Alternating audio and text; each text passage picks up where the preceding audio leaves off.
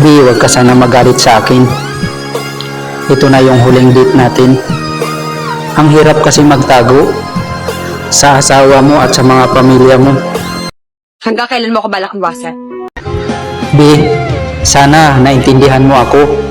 Noon nagtatago lang tayo sa pamilya mo. Ngayon, nagtatago na tayo sa pamilya at sa asawa mo.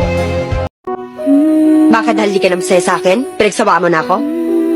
Hindi naman sa ganun, Bi, na iniiwasan kita, na nagsasawa na ako sa'yo.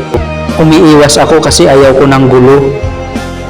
Ito ngayon, nagkita tayo, okay lang. Kasi hindi alam ng asawa mo.